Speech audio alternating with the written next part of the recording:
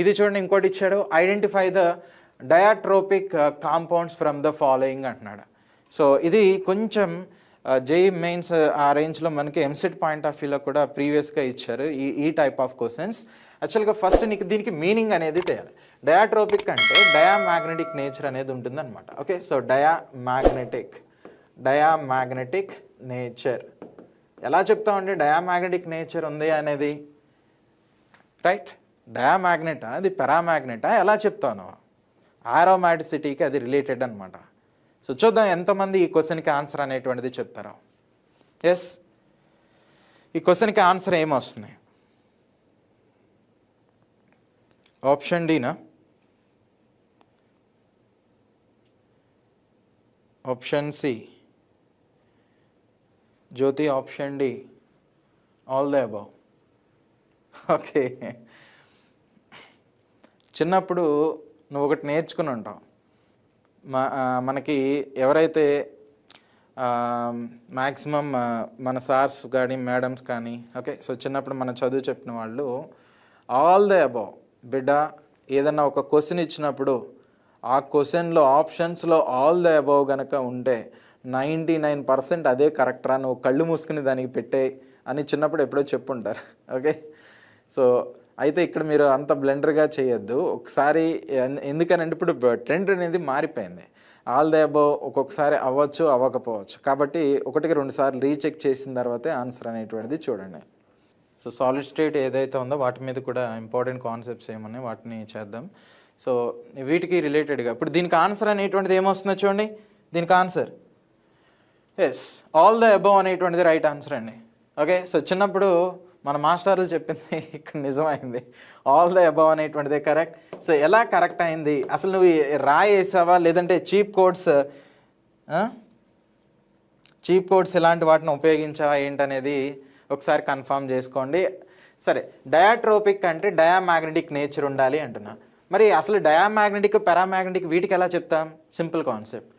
Aromatic compounds ఏవైతే ఉంటాయో aromatic compounds అన్నీ కూడా మోస్ట్లీ డయామాగ్నెటిక్ నేచర్ని ఎగ్జిబిట్ చేస్తాయి. ఇంపార్టెంట్ పాయింట్, ఇలాంటి నోట్ చేసుకోండి. నెక్స్ట్, యాంటీ ఆరోమాటిక్ కాంపౌండ్స్ ఏవైతే ఉంటాయో యాంటీ ఆరోమాటిక్ కాంపౌండ్స్ అనేటువంటిది పారామాగ్నెటిక్ నేచర్ని ఎగ్జిబిట్ చేస్తాయి. అంటే ఇక్కడ ఏవైతే హకెల్ రూల్ని ఒబే చేస్తున్నాయో వాటిని బేస్ చేసుకుని మనం చెప్పేయచ్చు. ఒకవేళ అది ఆరోమాటిక్ హకెల్ రూల్ని ఒబే చేస్తున్నాయి అనుకోండి, సో అవి ఆరోమాటిక్ అని. సో దాన్ని బేస్ చేసుకుని మనకి ఆరోమాటిక్ అయితే డయా అనేటువంటిదిగా చెప్పేస్తాం. ఇక్కడ చూడండి, ఇక్కడ చూస్తే మనకి సైక్లో ప్రోపీన్కి సంబంధించినటువంటి ఒక క్యాటయాన్ని మెన్షన్ చేస్తారు కదా. అంటే ఈ కార్బన్ ఏదైతే ఉందో యాక్చువల్గా దీని మాలిక్యూల్ అనేది జస్ట్ లైక్ ఈ ఓరియంటెడ్లో ఎగ్జిస్ట్ అయినట్టుగా తీసుకోండి. ఓకే, ఇలా ఉండాలి మాలిక్యూల్ అనేది. ఎస్, ఈ ఓరియంటెడ్లో ఉంది. సో ఇప్పుడు దీనికి ఆన్సర్ అనేటువంటిది నాకు తెలిసి మీరు చీట్ కోడ్స్ ఇలాంటిదే వాడారు. ఎందుకంటే ఈ మాలిక్యూల్లో నేను ఇలా, ఓకే, సో ఈ ఓరియంటెడ్లో కన్సిడర్ చేయాలి. సో ఇప్పుడు చూద్దాం. 4n ప్లస్ 2π ఎలక్ట్రాన్స్ ఏదైతే ఉన్నాయో విచ్ ఇస్ ఈక్వల్ టు, ఇక్కడ నెంబర్ ఆఫ్ ఎలక్ట్రాన్స్ ఎన్ని ఉన్నాయండి? సో 2 ఎలక్ట్రాన్స్ అనేది ఉన్నాయి, 2π ఎలక్ట్రాన్స్. సో ఓకే, సో ఇక్కడ 4n ఈజ్ ఈక్వల్ టు నీకు ఏమవుతుంది? 0 అవుతుంది. n ఈజ్ ఈక్వల్ టు 0 అనేటువంటిదిగా చెప్తాం. ఇక్కడ n ఈజ్ ఈక్వల్ టు 0, ఇది బెంజీన్. సో మోస్ట్లీ ఇది n ఈజ్ ఈక్వల్ టు 1 అనేటువంటిది వస్తుంది, అవునా? n is equal to 1. లేదు అంటే ఇక్కడ 6 ఎలక్ట్రాన్స్ పెట్టుకుని ట్రై చేయండి, మీకు n ఈజ్ ఈక్వల్ టు 1 వస్తుంది. ఇక్కడ కూడా సో 2π బాండ్స్, 1 ఇది ఒకటి, సో 2π బాండ్స్ ఉన్నాయి అంటే 4 ఎలక్ట్రాన్స్. నైట్రోజన్ మీద 2 ఎలక్ట్రాన్స్ ఉన్నాయి కదా, అవి కూడా మోస్ట్లీ మనకి హ్యాబిటేషన్లో ఇన్వాల్వ్ అంటే ఈ 2 ఎలక్ట్రాన్లు కూడా డీలోకలైజేషన్లో ఇన్వాల్వ్ అనేటువంటిది అవుతాయి. ఓవరాల్గా 6 ఎలక్ట్రాన్స్ కాబట్టి ఇక్కడ n ఈజ్ ఈక్వల్ టు నీకు 1 అనేటువంటిది వస్తుంది. కాబట్టి ఇవన్నీ కూడా ఆరోమాటిక్ అన్నీ కూడా ఏమవుతాయి మనకి? డయామాగ్నెటిక్ నేచర్ని అంటే డయాట్రోపిక్ కాంపౌండ్స్గా కన్సిడర్ చేయొచ్చు. కాబట్టి గైస్ ఆన్సర్ వచ్చేసరికి ఆప్షన్ డి అనేటువంటిదిగా చెప్తాం. Answer option D. So next question చూడండి. Bond length decreasing order of given molecules అంటున్నాడు. సో ఇక్కడ methyl fluoride, methyl chloride, methyl bromide, methyl iodide ఇలాంటివి ఇచ్చారు. సో వీటిలో ఏది బాండ్ లెంత్ అనేటువంటిది, అంటే వీటికి సంబంధించిన బాండ్ లెంత్ డిక్రీజింగ్ ఆర్డర్ అనేటువంటిది అడుగుతున్నారు. Bond length decreasing order. Correct answer అనేటువంటిది ఏమవుతుంది? కామెంట్ చేయండి. ఈ క్వశ్చన్కి కరెక్ట్ ఆన్సర్ అనేటువంటిది ఏమవుతుంది? బట్ కాన్సెప్ట్ అయితే ఇది మీకు ఆల్రెడీ తెలిసే ఉండొచ్చు, నేను జస్ట్ జోక్ చేశాను అంతే. సరే, బాండ్ లెంత్ డిక్రీజింగ్ ఆర్డర్, దీనికి కాన్సెప్ట్ ఎలా చెప్తాం? సో మోస్ట్లీ ఆన్సర్ ఏమొస్తున్నాయి, ఏనా బీనా సీనా డీనా? వాడు డిక్రీజింగ్ ఆర్డర్ కదా అడుగుతుంది. మోస్ట్లీ గైస్ ఫ్లోరిన్ నుంచి ఐడిన్ వరకు మనం వెళ్తున్నప్పుడు ఎలక్ట్రోనెగటివిటీ అనేటువంటిది ఏమవుతుంది, ఎలక్ట్రోనెగటివిటీ ఫ్లోరిన్ టు ఐడిన్ అనమాట. అలా వెళ్తున్నప్పుడు ఎలక్ట్రోనెగటివిటీ అనేటువంటిది డిక్రీజ్ అయిపోతుంది, సారీ ఎలక్ట్రోనెగటివిటీ ఇంక్రీజ్ అవుతుంది, అవునా? ఎలక్ట్రోనెగటివిటీ అనేటువంటిది మోస్ట్లీ ఇంక్రీజ్ అవుతుంది. ఎక్కడి నుంచి, fluorine, chlorine, bromine, iodine. So పైనుంచి కిందకు వస్తున్నాం మనం. Okay, so top to bottom వచ్చేసరికి ఇలా వస్తున్నప్పుడు ఎలక్ట్రోనెగటివిటీ అనేది ఇంక్రీజ్ అవుతుంది. నెక్స్ట్ సైజ్ అనేటువంటిది కూడా ఏమవుతుంది, సైజ్ అనేటువంటిది కూడా ఇంక్రీజ్ అనేటువంటిది అవుతుంది. అంటే ఇక్కడ ఉన్నటువంటి వాటిలో ఎలక్ట్రోనెగటివిటీ ఎవరికి తక్కువ, ఎలక్ట్రోనెగటివిటీ ఎవరికి, ఇక్కడ మనం లిటిల్ బిట్ ఎలక్ట్రోనెగటివిటీ ఎవరికి ఎక్కువ అండి, ఫ్లోరిన్కా లేదంటే ఐడిన్కా? ఫ్లోరిన్కి ఎలక్ట్రోనెగటివిటీ ఎక్కువగా ఉంటుంది, అంటే 4 అనేటువంటిది ఉంటుంది. టాప్ టు బాటమ్ వచ్చేసరికి ఎలక్ట్రోనెగటివిటీ ఏమవుతుంది, డిక్రీజ్ అనేటువంటిది అవుతుంది. ఓకే, సో ఇందాక మనం ఇంక్రీజ్ అని రాసాం by mistake. So electronegativity decrease అవుతుంది, సైజ్ అనేటువంటిది ఇంక్రీజ్ అవుతుంది అనమాట. సో వాడు అడుగుతుంది డిక్రీజింగ్ ఆర్డర్ అంటున్నాడు కాబట్టి దేనికైతే ఎలక్ట్రోనెగటివిటీ తక్కువగా ఉంటుందో దట్టు దానికి సైజ్ అనేటువంటిది ఎక్కువగా ఉంటుంది. మోస్ట్లీ డిక్రీజింగ్ ఆర్డర్లో దాన్నే ఫస్ట్ మనం కన్సిడర్ చేస్తాం. అంటే so mostly guys methyl iodide అనేటువంటిది ఫస్ట్ వస్తుంది, దీని తర్వాత సో బ్రోమైడ్ అనేది, నెక్స్ట్ క్లోరైడ్ అనేది, నెక్స్ట్ వన్ తీసుకున్నట్లయితే ఫ్లోరైడ్. అంటే ఆప్షన్ ఏ అనేటువంటిది ఏదైతే ఉందో ఇదే దీనికి రైట్ ఆన్సర్ అనమాట. ఆప్షన్ ఏ అనేటువంటిది రైట్ ఆన్సర్. ఓకేనా, right. So next one, yes, very good, option ఏ.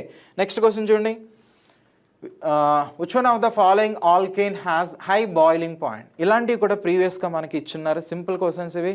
So high boiling point, so N pentane, isopentane, neopentane, N hexane అనేటువంటిది ఇచ్చారు. దీనికి కాన్సెప్ట్ ఏంటి అంటే ఫస్ట్ ఆఫ్ ఆల్ మనం ఏం చేయాలి, పెంటేన్ అనేటువంటిది ఇచ్చారండి, అంటే చైన్ లెంత్ అనేది చూసుకోవాలి.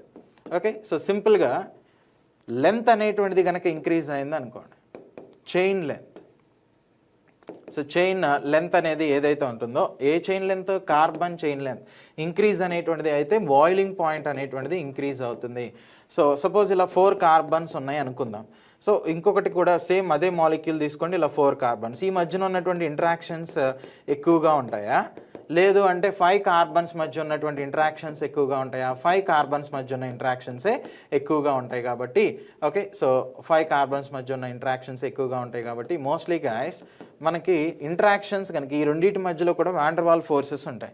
ఎంత ఎక్కువ ఫోర్సెస్ ఉంటే ఆ ఫోర్సెస్ని బ్రేక్ చేయడానికి అంత ఎక్కువ టెంపరేచర్ కావాలి, అప్పుడు ఆటోమేటిక్గా బాయిలింగ్ పాయింట్ ఏమైపోతుంది, ఇంక్రీజ్ అయిపోతుంది. సో సింపుల్గా ఇలా చెప్దాం, చైన్ లెంత్ ఇంక్రీజ్ అయితే బాయిలింగ్ పాయింట్ ఇంక్రీజ్ అవుతుంది. Okay, so carbon number of carbons అనేది దట్టు కార్బన్ చైన్ అనేది ఇంక్రీజ్ అవ్వాలి, కార్బన్ చైన్ అనేది ఇంక్రీజ్ అయితే బాయిలింగ్ పాయింట్ అనేది ఇంక్రీజ్ అవుతుంది. దాన్ని బేస్ చేసుకుని చూడండి, సో పెంటేన్ ఇవి ఐసోపెంటేన్, నియోపెంటేన్ అంటున్నాడు. అసలు ఈ మూడింటిని తీసేస్తే ఇక్కడ హెక్సేన్ అనేటువంటిది ఇచ్చారు. సో 6 కార్బన్స్ ఉన్నాయి కాబట్టి సో ఇదే రైట్ ఆన్సర్ అనమాట. ఆప్షన్ డి అనేటువంటిది right answer. Okay, option D, very good, option D అనేది రైట్ ఆన్సర్. నెక్స్ట్ క్వశ్చన్ చూడండి, which of the following has more Ka value అంటున్నాడు. సో మోర్ కేఏ వాల్యూ అంటే, so ఈ Ka value అంటే acidic nature అనేటువంటిది ఎక్కువగా ఉండాలన్నమాట. కేఏ వాల్యూ కనుక ఎక్కువగా ఉందంటే దాని మీనింగ్ ఏంటి, ఎసిడిక్ నేచర్ అనేటువంటిది ఎక్కువగా ఉంది అని అర్థం, ఎసిడిక్ నేచర్. ఓకేనా, సో ఇప్పుడు ఈ కాంపౌండ్కి ఇక్కడ ఇచ్చిన వాటిలో దేనికి ఎక్కువ ఎసిడిక్ నేచర్ ఉంటుందో ఎవరైనా కానీ ట్రై చేయండి, ఎనీవన్. ఓకే గైస్, సో చూద్దాం ఇప్పుడు దీనికి కరెక్ట్ ఆన్సర్ ఏంటా అని. ఆప్షన్ సి అనేటువంటిది రైట్ ఆన్సర్ అనమాట. Option C, sorry option C కాదు, దీనికి కరెక్ట్ ఆన్సర్ ఏంటంటే ఆప్షన్ బి అనేటువంటిది చెప్తాం, ఆప్షన్ బి. ఓకే, సో నీకు ఆల్రెడీ కేఏ అనేటువంటిది దేన్ని ఇండికేట్ చేస్తుంది, ఎసిడిక్ నేచర్ని ఇండికేట్ చేస్తుంది అంటున్నాం. ఎసిడిక్ నేచర్ని ఇండికేట్ చేస్తుంది. కేఏ వాల్యూ ఎక్కువగా ఉంది అంటే ఎసిడిక్ నేచర్ ఎక్కువగా ఉందని. ఓకే, సో మోస్ట్లీ మనం అలా కన్సిడర్ అనేటువంటిది చేయొచ్చు. సపోజ్ గాయస్ ఇక్కడ ఇచ్చినటువంటి వాటిలో ఒక COOH గ్రూప్ ఉంది. సో ఒక COOH గ్రూప్ ఉన్నప్పుడు యాసిడ్ అంటే ఏంటి, H+ని ఈజీగా రిలీజ్ చేయాలి. ఎప్పుడు H+ అనేది నీకు ఈజీగా రిలీజ్ అవుతుంది చూడండి, ఇదిగోండి, ఇది బేసిక్ కాన్సెప్ట్స్. నేను ఇందాక మీకు ఈ జనరల్ ఆర్గానిక్ కెమిస్ట్రీలో ఇండక్టివ్, మీజోమెరిక్, ఎలక్ట్రోమెరిక్ ఇలాంటి చదవమన్నాను కదా. సో దానికి రిలేటెడ్ ఇండక్టివ్ ఎఫెక్టివ్ రిలేటెడ్గా వస్తున్నాయి. ఇక్కడి నుంచి హెచ్ అనేది బయటకు వచ్చేస్తే ఎవరైతే హెచ్ ప్లస్ని చాలా తొందరగా బయటకు ఇస్తున్నారో వాళ్ళు మంచి యాసిడ్ అనమాట. ఎవరిస్తారంటే ఈ కార్బనైల్కి ఎలక్ట్రాన్స్ ఎప్పుడు కూడా ఎక్కువగా కావాలి, ఎలక్ట్రాన్ డెఫిషియన్సీ ఉన్నట్టుగా అది బిహేవ్ చేస్తూ ఉంటుంది. సో దీనికి దాహం ఎక్కువ, ఎలక్ట్రాన్లు కావాలి అని చెప్తూ ఉంటుంది. సో అందుకనే చూడండి ఇక్కడ ఉన్నటువంటి ఎలక్ట్రాన్స్ ఈ ఆక్సిజన్కి ఎలక్ట్రోనెటివిటీ ఎక్కువగా ఉంది కాబట్టి ఎలక్ట్రాన్స్ ఇటువైపుకి మూవ్ అవుతూ ఉంటాయి. ఓకే, మూవ్ అయ్యి నీ దాహాన్ని నేను తీరుస్తానని చెప్పి ఎలక్ట్రాన్స్ అనేది ఇదిగోండి ఇటు రావడానికి ట్రై చేస్తూ ఉంటాయి. సో అయితే నువ్వెందుకు అంత కష్టపడతావు, నా దగ్గర ఎలక్ట్రాన్స్ ఎక్కువగా ఉన్నాయని ఈ ఆల్కైల్ గ్రూప్ మిథైల్ కానీ ఇథైల్ కానీ ప్రొపైల్ కానీ బ్యూటైల్ కానీ అంటే ఈ గ్రూప్స్ అన్నీ కూడా ఎలా యాక్ట్ చేస్తాయి అంటే మోస్ట్లీ ఎలక్ట్రాన్ రిలీజింగ్ గ్రూప్స్ లాగా యాక్ట్ చేస్తూ ఉంటాయి. సో ఎవరికైతే ఎలక్ట్రాన్స్ కావాలో వాళ్ళకి ఇస్తూ ఉంటాయి. సో వీడికి దాహం వేసింది, ఆ దాహం అలాగే కంటిన్యూ అయితే ఎలక్ట్రాన్స్ ఇటువైపు వచ్చేసి ఈ హెచ్ అనేది హెచ్ ప్లస్గా బయటకు వచ్చేసి అప్పుడు ఇది మంచి యాసిడ్ లాగా బిహేవ్ చేసేది. హెచ్ ప్లస్ బయటకు వస్తే అదే మంచి యాసిడ్ అనేవాళ్ళ. కానీ ఈ ఎలక్ట్రాన్స్ ఇటు షిఫ్ట్ అవుతున్నప్పుడు మోస్ట్లీ ఇక్కడ ఉన్నటువంటి మిథైల్ గ్రూప్ నువ్వు కష్టపడద్దు నేను ఎలక్ట్రాన్స్ రిలీజ్ చేస్తున్నానని ఈ ఎలక్ట్రాన్స్ ఇటు షిఫ్ట్ అయ్యేటువంటి ఆ నేచర్ని ఆ టెండెన్సీని ఏం చేస్తుంది, డిక్రీజ్ అనేటువంటిది చేస్తుంది. అలా డిక్రీజ్ అవటం వల్ల హెచ్ అనేది చాలా స్లోగా బయటికి పోతుంది అనమాట. ఇస్తుంది కాకపోతే స్లోగా ఇస్తుంది. కానీ ఇక్కడ చూడండి మిగిలినవన్నీ చూడండి 2 COOH గ్రూపులు ఉన్నాయి. ఓకే, అంటే ఇక్కడొక కార్బనైల్ గ్రూప్ ఉంది, ఇక్కడొక కార్బనైల్ గ్రూప్ అనేటువంటిది 2 గ్రూపులు ఉన్నాయి. 2 గ్రూపులు ఉన్నాయి కాబట్టి రెండింటికి సప్లై అనేటువంటిది చేయాలి అంటే మోస్ట్లీ ఎక్కువ ఆల్కైల్ గ్రూప్స్ అనేటువంటిది ఉండాలి. ఓకే, సో ఇక్కడ ఆల్కైల్ ఇది ఒక CH2 ఇది ఒక CH2 రిలీజింగ్ గ్రూప్ లాగానే యాక్ట్ చేస్తాయి. సరే దీన్ని అలా చూద్దాం. నెక్స్ట్ ఇక్కడ చూడండి, సో డబుల్ బాండ్ ఉంది, డబుల్ బాండ్ మీద ఇక్కడొక COOH ఇక్కడొక COOH అనేటువంటిది ఉన్నాయి, 2 పక్కనే ఉన్నాయన్నమాట. అంటే ఇది సిస్ కాంపౌండ్గా చెప్తాం, ఇది సిస్. జనరల్గా దీన్ని ఫ్యూమరిక్ యాసిడ్ అనేటువంటిదిగా చెప్తారు, ఫ్యూమరిక్ యాసిడ్గా. దీన్ని వచ్చేసరికి మెలైక్ యాసిడ్ అనేటువంటిదిగా కన్సిడర్ చేస్తారు, మెలైక్ యాసిడ్. 2 పక్కనే ఉంటే ఏమవుతాయి, అవి స్టీరిక్ హిండ్రెన్స్ వల్ల మోస్ట్లీ ఒక చోట ఉండటానికి ఇష్టపడవు. అలా ఇష్టపడకపోవటం వల్ల ఏమవుతాయంటే దీనిలో నుంచి హెచ్ అనేది చాలా ఫాస్ట్గా బయటకు వచ్చేస్తుంది. 2 పక్కనే ఉంటే డీ కొన్నట్టుగా. ఓకే, సో డి అంటే డి అన్నట్టుగా ఉంటాయి అన్నమాట. సో ఈ స్టీరిక్ హిండ్రెన్స్ వల్ల ఇలా ఉండటం వాటికి ఇష్టం లేదు, స్టెబిలిటీ అనేది వాటికి తక్కువగా ఉంటుంది. అందుకని ఏం చేస్తాయి, హెచ్ ప్లస్ని బయటికి రిలీజ్ చేసేస్తాయి. మరి ఇక్కడ ఇలా ఉన్నప్పుడు ఇవి దూరంగా ఉన్నాయి కాబట్టి స్టెబిలిటీ అనేటువంటిది దీనికి ఎక్కువ, అంటే హెచ్ ప్లస్ని అంత తొందరగా బయటికి రిలీజ్ అనేటువంటిది చేయలేదు. సో ఫైనల్గా ఇక్కడ ఆన్సర్ అనేటువంటిది ఏమని చెప్పొచ్చు అంటే ఆప్షన్ బి అనేటువంటిది రైట్ ఆన్సర్గా చెప్పొచ్చు. ఒకటి స్టీరిక్ హిండరెన్స్ అనేటువంటిది కాన్సెప్ట్ని బేస్ చేసుకుని మనం దీన్ని చెప్తున్నాం. రెండోది వచ్చేసరికి ఇక్కడ డబుల్ బాండ్స్ అనేటువంటిది కూడా నీకు ఆల్టర్నేటివ్గా ఉంటాయి. సో మోస్ట్లీ హెచ్ ప్లస్ అనేటువంటిది రిలీజ్ అయిన తర్వాత లిటిల్ బిట్ ఇక్కడ మనం ఇక్కడ రెజొనెన్స్ అనేటువంటి ఫినామినాని కూడా కన్సిడర్ చేయొచ్చు. ఓకేనా, ఆప్షన్ బి అనేటువంటిది రైట్ ఆన్సర్ అనమాట. Option B is the right answer. Okay right. So next guys ఈ క్వశ్చన్ చూడండి, which one of the following reaction takes place free radical is the intermediate అంటున్నాడు. దేనిలో ఫ్రీ రాడికల్ మెకానిజం అనేది execute అవుతుంది guys, గుర్తుపెట్టుకోండి. అసలు free radical mechanism అనేది జరగాలి అంటే ఆ యారో మార్క్ మీద ఏమి ఉండాలి, ఎలాంటి ఉంటే ఫ్రీ రాడికల్ మెకానిజం జరిగింది? ఎస్, ఆన్సర్ ఏమొస్తుంది ఈ క్వశ్చన్కి? స్టీరిక్ హిండ్రన్స్ అంటే ఏంటంటే ఇప్పుడు ఇదిగోండి నా పాకెట్ ఉంది కదా, నా పాకెట్లో ఇలాంటివి ఇదిగోండి ఈ గ్యాప్లో నేను ఇది ఒకటి పెడుతున్నా, ఈ మార్కర్ ఒకటి పెడుతున్నా, ఇది పెట్టడానికి ట్రై చేస్తున్నా. కానీ ఈ గ్యాప్లో పడుతున్నాయా? పడట్లా. అంటే ఇక్కడున్న స్పేస్లో కొంత వరకు మాత్రమే పార్టికల్స్ని మనం ఎగ్జిస్ట్ అనేది చేయగలుగుతాం. అంతకు మించి నువ్వు పెట్టడం వల్ల ఏమవుతాయి, ఇవన్నీ నేను దీనిలో ఇలా పెట్టేశాను అనుకోండి, వీటిలో ఏదో ఒకటి కింద పడిపోతున్నాయి. ఎందుకని, ఇక్కడ ఈ స్పేస్లో ఇవి ఎగ్జిస్ట్ అయ్యేంత వాల్యూమ్ అనేటువంటిది లేదు. ఓకే, సో ఇక్కడ కూడా ఏంటంటే ప్రీవియస్గా ఇక్కడ కూడా ఏంటంటే ఈ గ్యాప్లో అంత బల్కీ గ్రూప్స్, అంత పెద్ద సైజు ఉన్నటువంటి గ్రూప్స్ ఇక్కడొకటి పక్కనే ఉండటం వలన సో ఆ గ్యాప్లో అంత ఎక్కువ స్పేస్ అనేది లేదు. ఓకే, సో కానీ 2 గ్రూప్స్ అనేటువంటిది వచ్చున్నాయి. అలా ఉండటం వల్ల ఏమవుతాయి, ఆ 2 కూడా ఢీకొని నువ్వా నేనా అన్నట్టుగా ఢీకొని ఏమవుతాయి, వాటిలో నుంచి కొన్ని ఎలిమెంట్స్ అనేటువంటిది బయటకు వెళ్ళిపోతాయి అన్నమాట. ఓకే, సో స్టీరిక్ హిండ్రెన్స్ అంటే నథింగ్ బట్ స్పేషియల్గా అవి ఆక్యుపై చేసేటువంటి పొజిషన్స్ వలన వాటి మధ్యన వచ్చేటువంటి ఇంటరాక్షన్స్గా చెప్పచ్చు. బల్కీ గ్రూప్స్ తక్కువ వాల్యూమ్లో ఎక్కువ సైజ్ ఆఫ్ బల్కీ గ్రూప్స్ అనేటువంటిది ఉండటాన్ని మనం స్టీరిక్ హిండరెన్స్ అనేటువంటిదిగా చెప్తాం. Right, yes. ఓకే, సో ఇప్పుడు చూడండి ఈ రెండిట్లో దీనికి ఆన్సర్ అనేది వచ్చేసింది కదా. ఈ క్వశ్చన్కి ఆన్సర్ అనేది ఎలా చెప్పచ్చు? సో ఆన్సర్ వచ్చి మీరు చిన్నప్పుడు నేర్చుకుందే ఆల్ ది అబవ్ అనేటువంటిది. Okay, so all the above అనేది అయితే దాన్ని ఎలా చేయొచ్చు అనేటువంటిది ఇప్పుడు ఒకసారి చూద్దాం.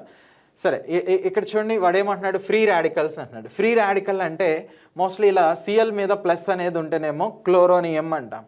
ఓకే, దీన్ని క్యాటయాన్ అంటారు. ఇలా ఉంటే యానయాన్ అంటారు. ఇలా కాకుండా డాట్ ఉంటే వాటిని ఫ్రీ రాడికల్స్ అంటారు. ఇవి చాలా యాక్టివేటెడ్ స్టేట్లో ఉంటాయి. సో ఈజీగా రియాక్షన్స్లో ఇన్వాల్వ్ అనేటువంటిది అవుతాయి. అయితే ఇక్కడ ఇచ్చినటువంటి వాటిలో నీకు ఎప్పుడైనా కానీ క్లోరిన్ అనేటువంటి దాన్ని బ్రేక్ చేశారనుకోండి, నార్మల్గా బ్రేక్ చేస్తే సిఎల్ ప్లస్గా సిఎల్ మైనస్గా వస్తాయి, ప్లస్గాను మైనస్గా వస్తాయి. అలా కాకుండా దీని మీద సన్లైట్ అని కనుక వాడాడు అనుకోండి, సన్లైట్, అప్పుడు సిఎల్ రాడికల్గా బ్రేక్ అనేటువంటిది అయిపోతాయి అనమాట. లేదు లేదు ఇలా ఎన్ బ్రోమో సక్సినమైడ్ అనేటువంటిది ఇచ్చారు. ఇలా కాకుండా ఇక్కడ చూడండి, సో క్లోరిన్ అనేటువంటిది ఇచ్చారు, క్లోరిన్ నెక్స్ట్ సన్లైట్, హెచ్ని అంటే సన్లైట్ అనమాట. సో కాబట్టి ఇక్కడ నీకు ఫ్రీ రాడికల్స్ అనేటువంటిది రిలీజ్ అవుతాయి. సో ఇక్కడ ఫ్రీ రాడికల్ రియాక్షన్ మెకానిజమే ఎగ్జిబిట్ అయింది. నెక్స్ట్ హెచ్బిఆర్ అనేటువంటిది తీసుకుని మామూలుగా బ్రేక్ చేస్తే హెచ్ ప్లస్ బిఆర్ మైనస్ వస్తాయి. కానీ ఇలా ఒక పెరాక్సైడ్ని నెక్స్ట్ సన్లైట్ అనేటువంటి దాన్ని తీసుకున్నప్పుడు ఇక్కడ నీకు మోస్ట్లీ ఏమవుతాయంటే హెచ్ డాట్ బిఆర్ డాట్ అనేటువంటిది వస్తుంది. ఓకేనా, so H dot B R dot అంటే రాడికల్స్ అనేటువంటిది ఫామ్ అవుతాయి. ఎప్పుడు ఫామ్ అవుతున్నాయి? సన్లైట్ ప్రెజెన్స్లో, లేదంటే పెరాక్సైడ్ ఇలాంటి వాటి ప్రెజెన్స్లో మోస్ట్లీ మనకి ఫ్రీ రాడికల్స్ అనేటువంటిది రావటం జరుగుతుంది. ఈ రెండింటిని కూడా గుర్తుపెట్టుకోండి, ఫ్రీ రాడికల్స్ ఎప్పుడు వస్తున్నాయి. ఓకే, సో ఫైనల్గా నీకు ఇక్కడ ఏం జరుగుతుంది, యాక్చువల్గా మార్కోనిక్ ఆఫ్ రూల్ అని ఒకటి ఉంటుంది. పూర్ బికమ్స్ పూర్ అనేటువంటిదిగా, అది సేట్జెఫ్ రూల్. మోస్ట్లీ మీకు ఈ మార్కోనిక్ ఆఫ్ రూల్ గురించి ఐడియా ఉండొచ్చు. ఇక్కడ దీన్ని కొంచెం ఎలివేట్ చేసి రాస్తున్నా, CH3 next CH, so double bond, so CH2 అనేటువంటిది ఉంది. ఈ రెండిట్లో హైడ్రోజన్స్, ఓకే, హైడ్రోజన్స్ ఎక్కడ తక్కువగా ఉన్నాయి? ఇదిగోండి ఈ సెకండ్ కార్బన్ దగ్గర తక్కువగా ఉన్నాయి. ఇప్పుడు నేను డబుల్ బాండ్ని బ్రేక్ చేసిన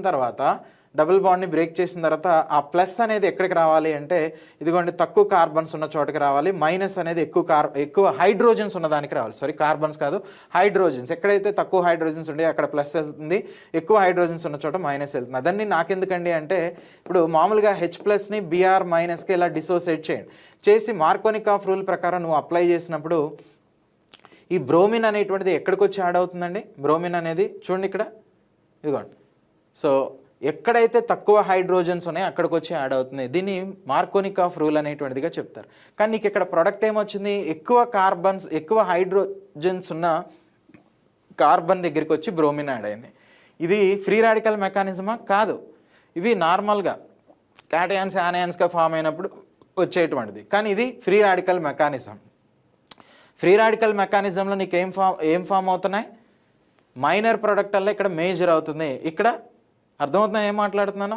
సో ఫ్రీ రాడికల్ మెకానిజం అనేటువంటిది తీసుకున్నట్లయితే ఇండైరెక్ట్గా మనకి ఈ రియాక్షన్లో యాంటీ మార్కోనిక్ ఆఫ్ రూల్, అంటే వీడిచ్చిన ప్రోడక్ట్లో యాంటీ మార్కోనిక్ ఆఫ్ రూల్ని ఫాలో అవుతుంది అనమాట. ఓకే, ఈ రేంజ్లో మన అనాలిసిస్ అనేటువంటిది చేయాలి organic కెమిస్ట్రీని.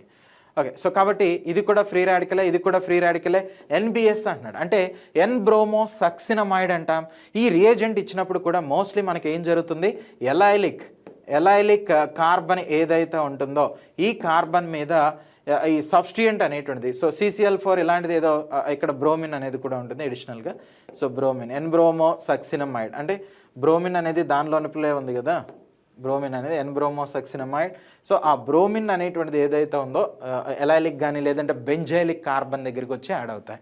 Okay, so benzylic carbon అంటే ఇదే కదా, ఇలా బెంజీన్ అనేటువంటిది రాసిన తర్వాత ఈ CH2, సో దీన్ని బెంజైలిక్గా చెప్తే ఇక్కడ నీకు బ్రోమిన్ అనేటువంటిది వచ్చి యాడ్ అవుతుంది. ఓకే, అది కూడా ఎలా? ఫ్రీ రాడికల్గా. కాబట్టి ఈ మూడు కూడా ఫ్రీ రాడికల్ రియాక్షన్స్ అనేటువంటి వాటికి బెస్ట్ ఎగ్జాంపుల్స్. నెక్స్ట్ ఇదిగోండి, ఇది ఆల్కైన్స్ నుంచి ఈ టైప్ ఆఫ్ క్వశ్చన్స్ అనేటువంటిది అడుగుతున్నారు. దీనికి ఆన్సర్ అనేటువంటిది ఏమొస్తుందో చూడండి. ఎస్, ఆన్సర్ ఏమొస్తుంది, chemical name of the product A అంటున్నాడు. సో దీన్ని ఎలా చేయొచ్చు అంటే, సో CH3, ఇదిగోండి ఈ కార్బన్ వచ్చి CH3, ఎన్ని కార్బన్స్ ఉన్నాయి? 1 నెక్స్ట్ 2 నెక్స్ట్ 3 కార్బన్స్ ఉన్నాయి. సో 1 2 3, సో ఇక్కడ వచ్చి ట్రిపుల్ బాండ్ అనేటువంటిది ఉంది. సరిపోయిందా? అన్ని బాండ్స్ కౌంట్ చేసుకోండి. ప్రతి కార్బన్కి కూడా 4 బాండ్స్ ఉన్నాయా లేదా? సో ఇక్కడ ఒక హెచ్ అనేటువంటిది వస్తున్నాయి. సరే, ఇప్పుడు నువ్వు ఇలాంటి ఒక రియేజెంట్ మెర్క్యూరిక్ సల్ఫేట్ ఇలాంటిది ఇచ్చి సల్ఫ్యూరిక్ యాసిడ్ వాటర్ ఇచ్చాడు అనుకో, నువ్వేం చేస్తావు అంటే ఒక బాండ్ని బ్రేక్ చేసి హెచ్ ప్లస్ ఓహెచ్ మైనస్లు అనేటువంటిది వస్తాయి కదా, ఈ ఓహెచ్ మైనస్ని తీసుకొచ్చి ఈ కార్బన్ దగ్గర కలపండి. ఓకే, సో ఫైనల్గా నీకు ఒక బాండ్, ఒక ఓహెచ్ని ఇక్కడ కలుపుతున్నావు, హెచ్ అనేటువంటి దాన్ని ఇక్కడ కలుపుతున్నావు. ఓకే, సో ఫైనల్గా నీకు ఏమొస్తుందో చూద్దాం. So CH3, so C double bond, ఇక్కడ OH అనేటువంటిది వచ్చింది. నెక్స్ట్ ఇక్కడ CH, ఈ హెచ్ వచ్చి దీనికి యాడ్ అవుతుంది, CH2 అనేటువంటిది వస్తుంది. ఇది డబుల్ బాండ్ అంటే ఏమంటాం? ఈన్ అంటాం. సో ఇది OH అంటే ఏమంటాం? ఓల్ అంటాం. అంటే ఈన్ ఓల్ అనేటువంటిది, దీనికి ఈనోల్ టాటోమరిజం అనేటువంటిదిగా చెప్తారు. అంటే ఏమవుతుంది? ఈ కాంపౌండ్ ఆటోమేటిక్గా ఇంటర్చేంజ్ అనేటువంటిది అయిపోతుంది. అంటే సపోజ్ ఈ బాండ్ అనేది ఇటు షిఫ్ట్ అయింది అనుకోండి. ఓకే, ఈ బాండ్ అనేది ఇక్కడ ఆప్షన్ ఉంది, ఈ బాండ్ ఇటు షిఫ్ట్ అయింది అంటే ఇంకో బాండ్ అనేది వస్తుంది. ఇక్కడ ఆల్రెడీ నీకు CH3 అనేటువంటిది ఉంది. ఓకే, సో ఈ బాండ్ ఇక్కడ షిఫ్ట్ అయినప్పుడు ఇక్కడ ఆల్రెడీ నీకు ఎన్ని వచ్చినాయి? 3 బాండ్స్ వచ్చినాయి. మరి ఇలా డబుల్ బాండ్ని అలానే ఉంచాలా? ఉంచకూడదు. ఈ బాండ్ని నీకు ఆటోమేటిక్గా ఈ కార్బన్ మీదకి షిఫ్ట్ చేసేయాలి. ఎందుకని? షిఫ్ట్ చేయకుండా ఉంటే నీకు అప్పుడు ఎన్ని బాండ్స్ అయిపోతాయి? ఇక్కడ ఇంకో బాండ్ రాస్తే 5 బాండ్స్ అవుతాయి. కార్బన్ 5 బాండ్స్ ఫామ్ చేయాలి. సో బాండ్ నీటి షిఫ్ట్ చేసినప్పుడు ఈ బాండ్ దీని మీదకి వెళ్ళిపోవాలి. ఓకే, సో CH2, ఈ బాండ్ దీని మీదకి వెళ్ళిపోవటం అంటే, ఈ బాండ్ దీని మీదకి వెళ్ళటం అంటే అర్థం ఏంటి? బాండ్ అంటే 2 ఎలక్ట్రాన్స్, అంటే ఇక్కడ నీకు మైనస్ ఛార్జ్ అనేటువంటిది వచ్చిందని అర్థం. సో మైనస్ అంటే ఇక్కడ ఉన్నటువంటి హెచ్ ప్లస్ వచ్చి డైరెక్ట్గా దీనికి యాడ్ అయిపోతుంది. అంటే గాయస్, ఓకే, హెచ్ ప్లస్ అనేటువంటిది వచ్చి దీనికి యాడ్ అయిపోతుంది. ఇక్కడ CH3 వస్తుంది. సో ఫైనల్గా CH3, సో CH3 అనేటువంటిదిగా చెప్తాం. దీన్ని ఏమంటారు? ఎసిటోన్ అనేటువంటిదిగా కన్సిడర్ చేస్తారు. ఓకేనా? వాడు ఏమడిగాడండి? సో మోస్ట్లీ దీని యొక్క నామిన్క్లేచర్ మీద ఇచ్చారు కదా. సో ప్రొపనోన్ అనేటువంటిది దీని రైట్ ఆన్సర్. ప్రొపనోన్ ఎన్ని కార్బన్స్ ఉన్నాయి చూడండి, 1 2 3.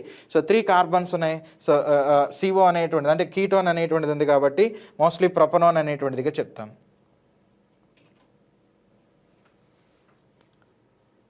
Cని 2 టైమ్స్ రాసానా?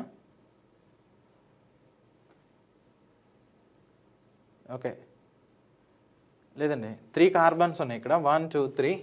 సో కరెక్టే, ఇది ఒకసారి చెక్ చేయండి, ఈ కాన్సెప్ట్ కాదు.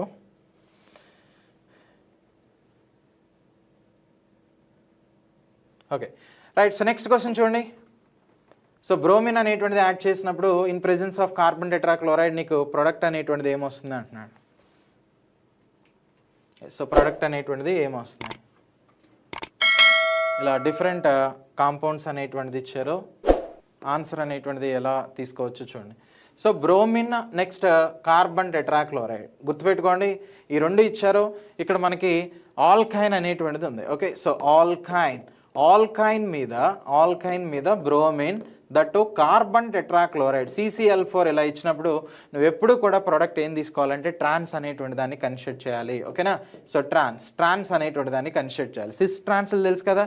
సో సిస్ అంటే 2 గ్రూప్స్ అనేటువంటిది సేమ్ సైడ్ ఉంటాయి, ఒకే గ్రూప్ సేమ్ సైడ్ ఉంటే సిస్ అంటాం, లేదు అంటే ఆపోజిట్ సైడ్లో ఉంటే ట్రాన్స్ అంటాం. సో COOH, ఇదిగోండి COOH, 2 సేమ్ సైడ్ ఉన్నాయి, ఆపోజిట్లో ఉన్నాయి. ఆపోజిట్ సైడ్ ఉంది కాబట్టి ఇది ట్రాన్స్ అనమాట. ఓకే, సో ట్రాన్స్ కాబట్టి ఆన్సర్ ఏమవుతుంది? Option A. ఇక్కడ చూడండి 2 సేమ్ సైడ్ ఉన్నాయి, ఇది సిస్ అనేటువంటిది అవుతుంది. నెక్స్ట్ వీడు ఇలా డిఫరెంట్ ఓరియంటేషన్ ఇచ్చాడు. సో ఈ క్వశ్చన్కి ఆన్సర్ ఈ రియేజెంట్ ఇచ్చినప్పుడు జనరల్గా నీకు ట్రాన్స్ అనేటువంటి ప్రోడక్టే వస్తుంది. ఓకే.